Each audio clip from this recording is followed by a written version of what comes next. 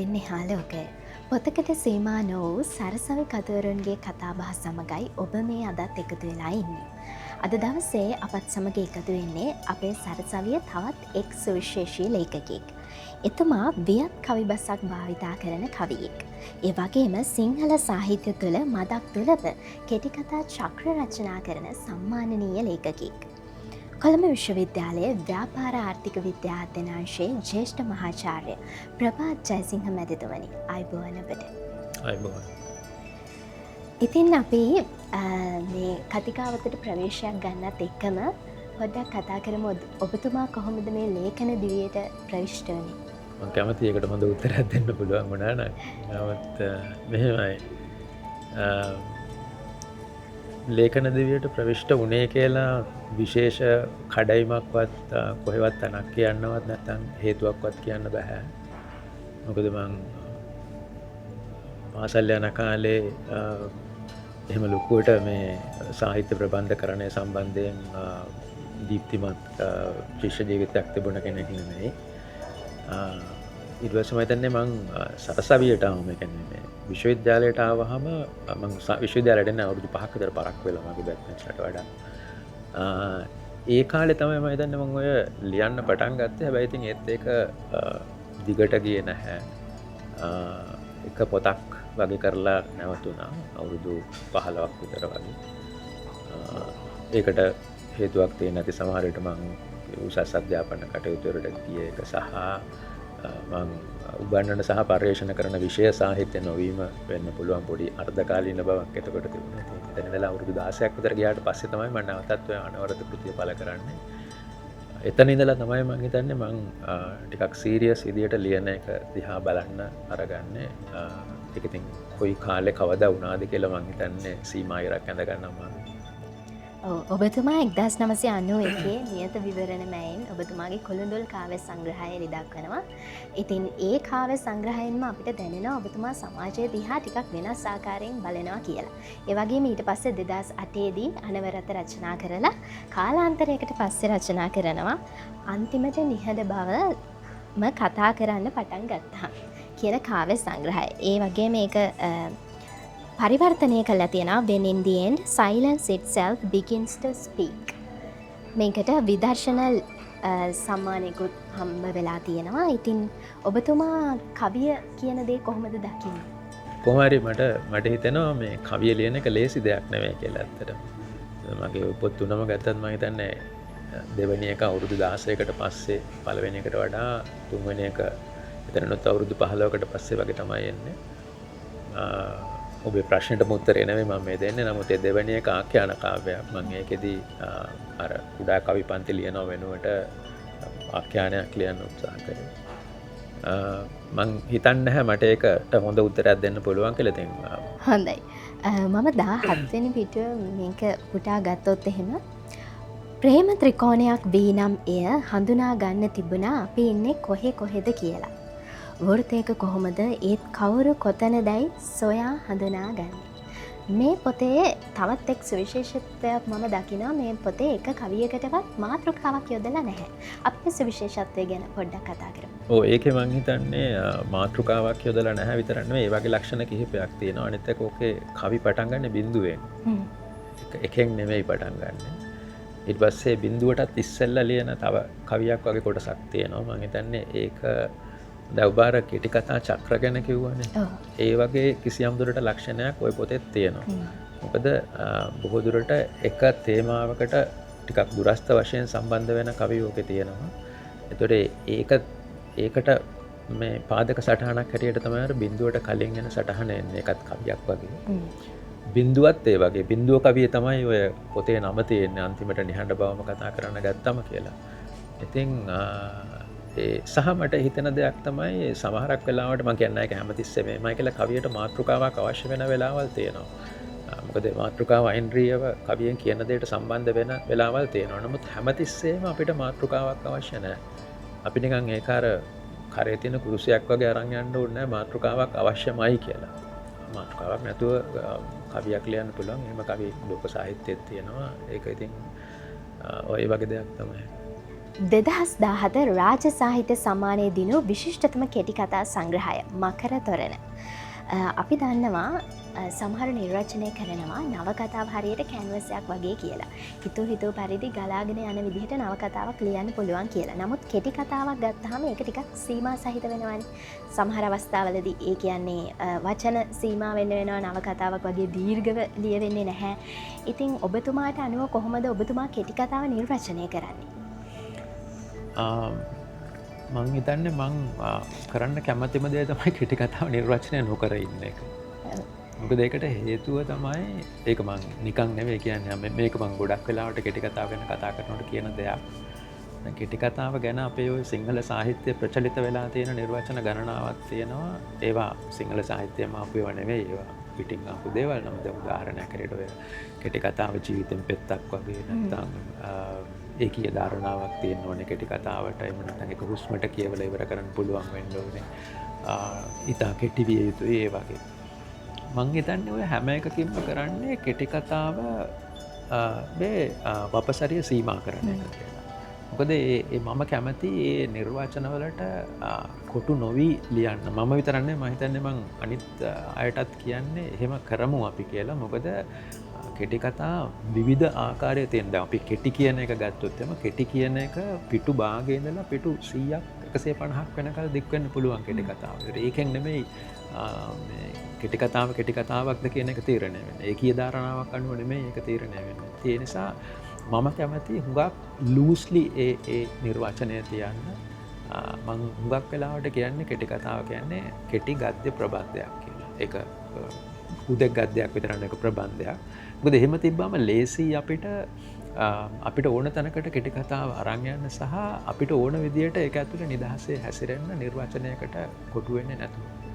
හොඳයි. 2019 ගොඩකේ ජාතික සාහිත්‍ය සම්මානය දිනු විශිෂ්ටතම කෙටිකතා සංග්‍රහය, ඒ වගේම 2019 විද්‍යෝදය සාහිත්‍ය සම්මානය දිනු හොඳම කෙටිකතා සංග්‍රහය ස්වර්ණකාය. මේ කෙටිකතාව ඇතුලේ ගොඩක් දේවල් දක්නට ලැබෙනවා. පුරාණෝක්ති, මිත්‍යා කතා, ඔය සාලිය අශෝකමාලා වගේ තෙම්පුවත් යම් කිසි ආකාරයට අරගෙන තියෙන ඊළඟට ආශ්‍රමූණ, මුගටි මූණ වගේ ඒ වගේ දේවල්, දේශපාලනය, සමාජ යථාර්ථය වගේ බොහෝ කරුණු මේ කෙටි කතා 7 ඇතුලේ දක්නට ලැබෙනවා. ඔබතුමා කෙටි කතාවක් ලියද්දි මොන වගේ කරුණු ගැනද සැලකිලිමත් වෙන්නේ? මම මෙහෙම උත්තර දෙන්නම්. දැන් ඒකටත් මම කියන්න තියෙන දේ හුඟක් වෙලාවට මම හිතන්නේ මම හැමතැනම කියන දෙයක්. ඉතින් ඒ කියන්නේ මාව බලන අය මීට කලින් මේ උත්තරේ මම දෙනවා දැකලා තියෙනවා නම් මම හිතනවා මාව ඉවසන්න වෙනවා කියලා. මොකද දෙකම ප්‍රශ්නෙට එකම උත්තරේ දෙන්න දෙන්නේ නැත්නම් මම සැලකිලිමත් වෙන කාරණා කීපයක් තියෙනවා. එකක් තමයි කෙටි කතාවක මම විශ්වාස කරනවා තේමාව අනුව කෙටි කතාවේ ව්‍යුහය තීරණය වෙන්න ඕනේ කියලා. මම ව්‍යුහය කියන එකෙන් අදහස් කරන්නේ ඒකේ තියෙන සියලුම අංගෝපාංග. ඒ කියන්නේ ඒකේ භාෂාව, එතකොට ඒකේ තියෙන ඒකේ දෘෂ්ටි කෝණය, මොන දෘෂ්ටි කෝණයෙන් බලලාද ලියන්නේ, කතකයා කවුද, එතකොට මේ ඒකේ ස්වරය, මේ මොන ශෛලියකින්ද ලියන්නේ, හැම දෙයක්ම තේමාව අනුව තීරණය වෙන්න ඕනේ කියලා තමයි මම විශ්වාස කරන්නේ. ඉතින් මම ඒක ගැන සැලකිලිමත් වෙනවා. මම කියන්නේ මම මගේ පළවෙනි කෙටි කතා පොතේ ඉඳලා මම එහෙම ලියාගෙන ආවේ කියලා. ඒක නෙවෙයි නැත්නම් අපි ඕව පටන් ගන්න ඉවකට ඒ වගේ දෙයක්. නමුත් අර කෙටි කතාකාරයෙක් හැටියට පරිණත වෙනකොට මම ඔය උතනට ආවා. මම ඒකට කැමතියි. ඉතින් මම ඒක ගැන සැලකිලිමත් වෙනවා. ඊළඟට මම තව සැලකිලිමත් වෙන එක දෙයක් තමයි කෙටි කතාවේ තේමාව සහ නිර්මාණ තාක්ෂණය අතර සමතුලිතතාවක් තියාගන්න. ඒ කියන්නේ දෙකෙන් එකකට වැඩි බරක් යොදන්නේ නැතුව.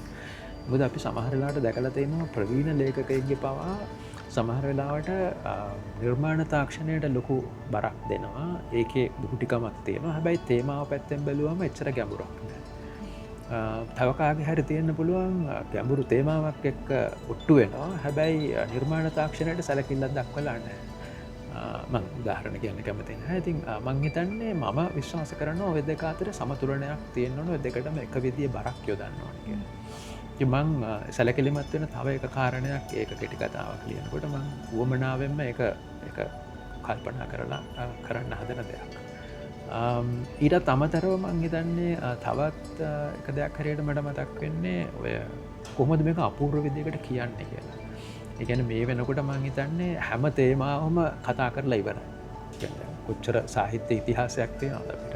ඊළඟට හැම උපක්‍රමයක්ම හැම සාහිත්‍ය නිර්මාණ තාක්ෂණික ක්‍රමයක්ම ශිල්ප ක්‍රමයක්ම පාවිච්චි කරලා ඉවරයි.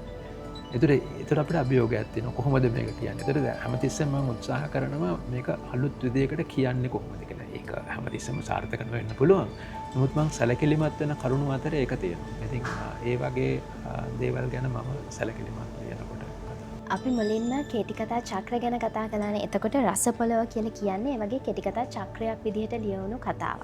එතකොට ඒ කතාව ඇතුලේ මේ කතා එකවර ස්වාධීන වෙනවා වගේම ඒකින් එක කතා ඒවා අතර අන්තර් සම්බන්ධයක්ද පවතිනවා. එතකොට මේ කියන්නේ මේක ටිකක් දුලබයිනේ සිංහල සාහිත්‍යය ඇතුලේ.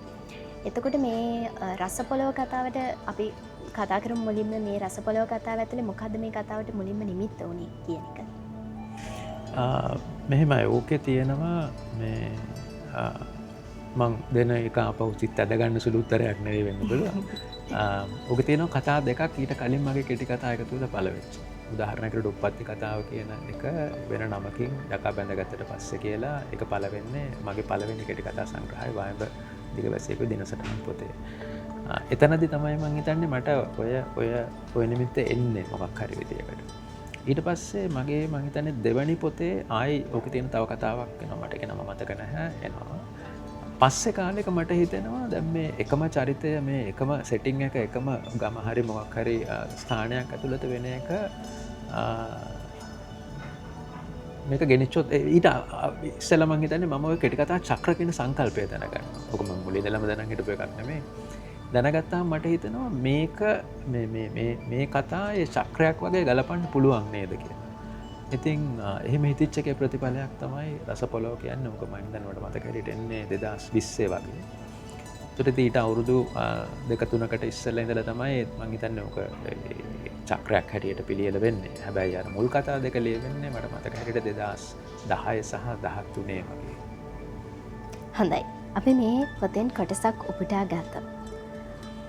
අපුච්ච යකෙක්ද? ඒ ප්‍රශ්නෙට ආලෝක්ට උන් හිටි තැන් ඔක්කොම අමතක වුණා. අතීතයේ යම් දවසක සිරිනාල් කට්ටඩියා වැලි මතුරලා ගහපු වෙලාවේ ඒක මස කාගෙන ලේ ධාතුවට එනකල් ගියා වගේම දැනුණා.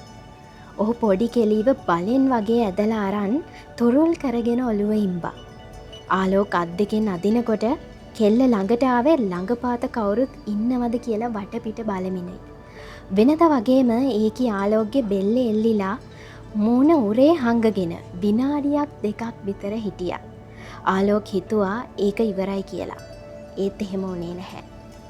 මේ කෙටි කතාවේ යක්කු ඉන්නවා, මිනිස්සු ඉන්නවා, දෙවියෝ ඉන්නවා, පිසාචයෝ ඉන්නවා. සංකල්ප ගොඩක සංකලනයක් තමයි රසපොළව කියලා කියන්නේ.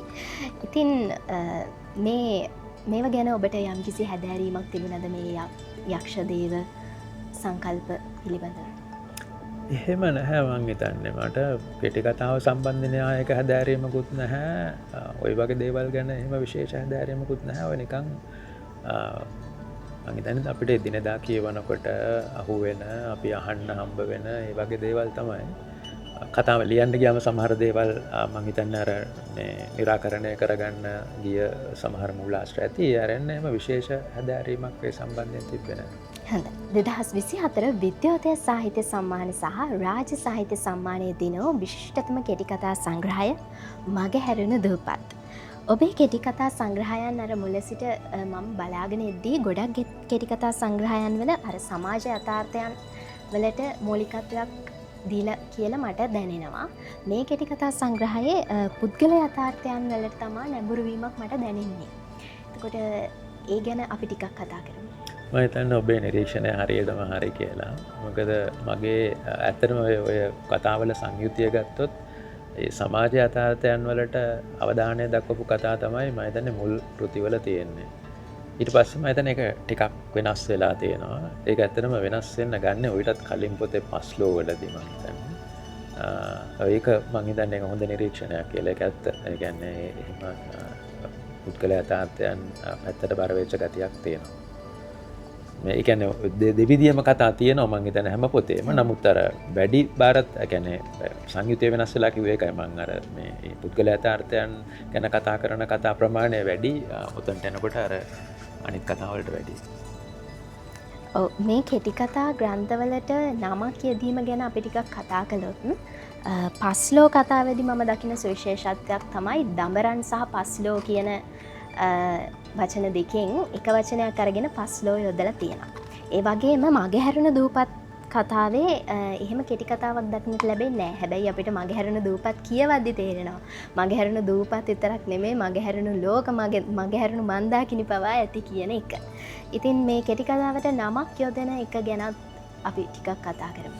ඔව් මං හිතන්නේ මගේ මුල් කෙටි කතා මට චිතව මතක නැහැ. මම හිතන්නේ 5 වෙන්න ඇති. 5ක් විතර වගේ වෙනකොට ඒකේ තියෙන අර මම හිතන හැටියට ප්‍රධාන කතාව කියන කතාවේ නම තමයි පොතේ නම.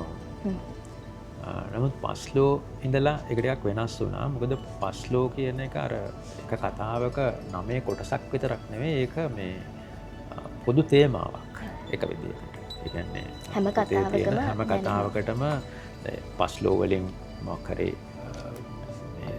සංකේතවත් වෙන දෙයක් තියෙනවා නම් ඒක අර හැම කතාවටම අදාළයි. ඉතින් ඒ වගේ එක පොදු තේමාවක් අනුව තමයි පස්ලෝ කියන නම ආවේ. මගහැරුණු දූපත් සම්පූර්ණයෙන් මේ වගේ දෙයක්. ඒක ඔබ කිව්වා වගේම ඒක ඒ තියෙන කතාවල තේමාව ආමන්ත්‍රණය කරන නමක්.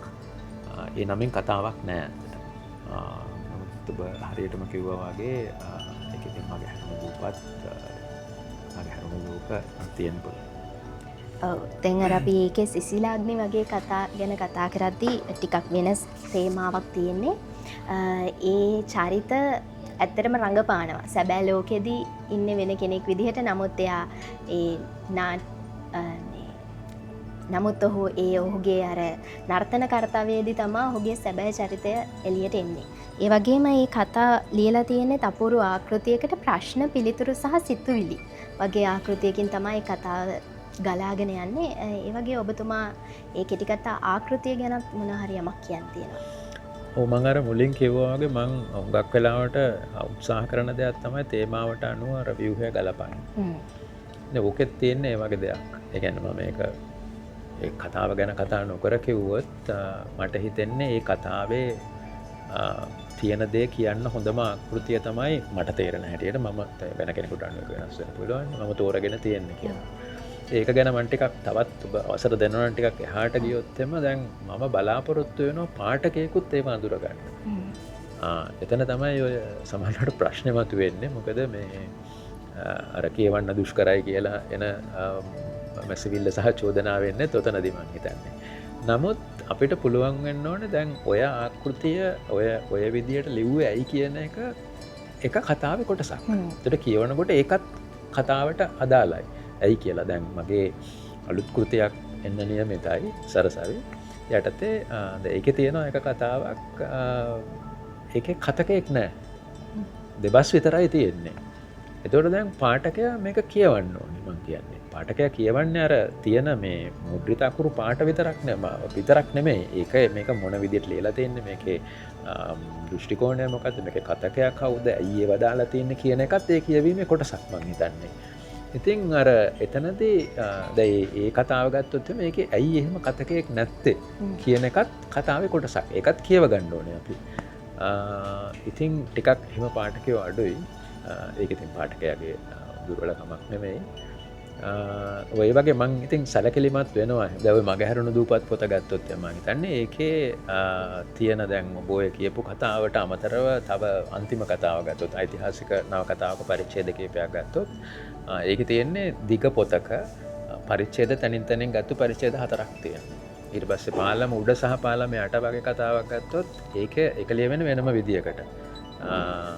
එතකොට පතුලක් නැතිලින්ද ඊටත් වඩා වෙනස්. ඉතින් අර එහෙම වෙලා තියෙන්නේ අර ඒකේ තේමාවට උචිත විදියට කතාවේ ව්‍යුහය සකස් කරගන්න මම උත්සාහ කරනවා. ඔබතුමාම දැන් කියද්දි කිව්වනේ අර ඔබතුමාගේ කතා සමහර තේරෙන්නේ නැහැ. එහෙම කියනවා කියලා.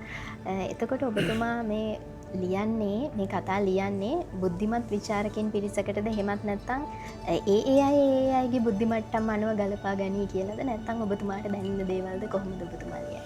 මම හිතන්නේ ඒකට දෙන්න තියෙන මට දෙන්න තියෙන උත්තරය තමයි මම ලියන්නේ එහෙම කවුරුත් බලාගෙන නෙවෙයි. ඉතින් ඒ මන් ලියන විදිය.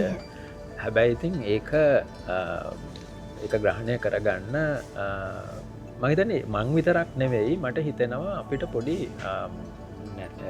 කියන්නේ පොඩි දුර්මතයක් තියෙනවා අපේ කතාව කියන එක කෙටි කතාවක විතර නෙවෙයි නව කතාවක් වුණත් කියවලා ඉවර වෙනකොට ඒක ඔළුවට ගිහින් තියෙන්න ඕනේ කියලා. එහෙම අර පාඨකයා ටිකක් නිෂ්ක්‍රීය වෙලා කම්මැලි වෙලා තියෙනවා කියලා මට හිතෙනවා. මට හිතෙන හැටියට පාඨකයාට තියෙනවා පාඨකයා සක්‍රිය විය යුතුයි. පාඨකයාට රෝල් එකක් තියෙනවා ඒක ඇතුලේ කියවනකොට කරන්න ඒකත් එක්ක අන්තර්ක්‍රියා කරන එක මේක අර මං කලින් කිව්වා වගේ නැවතත් ඒ කියන්නේ ඇයි මේක දාලා තින්නේ ඇයි මේ විදියට කියන්නේ මේක අග ඉඳලා මුලට කියන්නේ ඇයි මුල ඉඳලා අගට කියන්නේ නැතුව වගේ දෙයකට සම්බන්ධ වෙනවා. ඉතින් එහෙම පාඨකයෙක් අතට යන්න ඕනේ කියලා මං හිතනවා. මං අදහස් කරන්නේ නැහැ බුද්ධිමත් පාඨකයෝ කියලා එහෙම බෙදීමක් නෙමෙයි මං කියන්නේ. ඉතින් මං ලියන විදිය හැබැයි ඒක අර වගේ පාඨකයෙක් අතට ගියාම තමයි මං හිතන්නේ ඒකේ හොඳම අන්තර්ක්‍රියාව සිද්ධ වෙන්නේ. ඔකට මං තව එක දෙයක් කියන්නම්. දැන් පාඨකයෝ ඔය මැසිරිල්ල කිව්වට කමක් නැහැ. නමුත් සමහර විශ්වවිද්‍යාල සාහිත්‍ය ගන්න මහාචාර්යවරුත් ඉන්න ඔය මැසිරිල්ල කියන. ඒක ටිකක් භයානකයි. ටිකක් මේක හොඳටම භයානකයි. මොකද ඒකට හේතුව ඒගොල්ලෝ කියන දෙයක් තමයි දැන් අපි හිතමු ওই විදියට දුෂ්කරතාවක් නැති හොඳට ලියවිච්ච කතා තියෙන්න පුළුවන්. මොකද දුෂ්කරතාවක් තියෙනවා කියන එක සමානුපාතික නැහැ කතාවක් සාර්ථක වෙනවා කියන එකට. එහෙම දුෂ්කර කතා අසාර්ථක වෙන්න පුළුවන්. ඒ වගේ මේකේ අනිත් පැත්තත් එහෙමයි. ඒ කියන්නේ සරල විදියට ලියවිච්ච කතාවක් සාර්ථක වෙන්නත් පුළුවන්. ඉතින් එහෙම කතාවක් අරගෙන සමහර විට කවුරුට කියන්න පුළුවන් සාහිත්‍ය උගන්වන මහාචාර්යවරයෙක්, ඕ විශ්වවිද්‍යාල ආචාර්යවරයෙක් මේ විදියට තමයි කතා ලියන්න ඕනේ. දැන් ඔය මෙතෙක් ඇවිල්ලා තියෙන සමහර කතා එහෙම නෙමෙයි කියලා. දැන් මේක මං කියන්නේ නැවතත් අති භයානකයි. මොකද හේතුව කොහෙන්ද ඒ ඉර අපි අඳින්නේ තේරෙනවද නැද්ද කියන කරන්නේ කොතනින්ද? සමහරට ඔහුට නොතේරෙන දේ හෝ ඇහැට නොතේරෙන දේ තව කාට හරි තේරෙන්න පුළුවන්. එයා එහෙම කෙනෙකුට නොතේරෙන දේ තවත් කාට හරි තේරෙන්න පුළුවන්. ඒත් අපි කොතනින්ද මේ ඉර අඳින්නේ? සහ එහෙම කරොත් අපිට ලෝක සාහිත්‍යයෙන් භාගයක් ගෙදර යවන්න වෙනවා. මං හිතන්නේ. මොකද මම නම් විසි කරන්න කැමති නැහැ. නමුත් ලෝක සාහිත්‍යයේ ඉන්නවා කෙටි කතා නවකතා ලියපු සමහර ලේඛකයෝ ඒ අයගේ ඒවා කියවන්න අමාරුයි. නමුත් එයා හොඳ ලේඛකයෝ හැටියට ස්ථාපිත වෙලා තියෙනවා විචාරකයින් අතරේ පාඨකයින් අතරේ. ඉතින් දැන් අර වගේ ගුරුවරයෙක්ගෙන් සමහරලාට ඉගෙන ගන්න ශිෂ්‍යයින්ට හම්බෙන්නේ සාහිත්‍ය ලෝකෙ භාගයයි එතකොට මම හිතන්නේ. ඒක විශේෂයෙන් විචාරයක් වැඩි නැති මේ වගේ කාලයක භයානක දෙයක් කියලා මට හිතෙනවා. මම ඒක අතුරු කොටසක් කිව්වේ මම හිතන්නේ ඔබට දීපු උත්තරේටම එහා ගිය දෙයක්. ඔබතුමා දැන් මේ කෙටි කතා චක්‍රත් රචනා කරනවා නේ. ඔබතුමා නවකතාවක එහෙම රචනා කරන්න හිතිලා නැද්ද?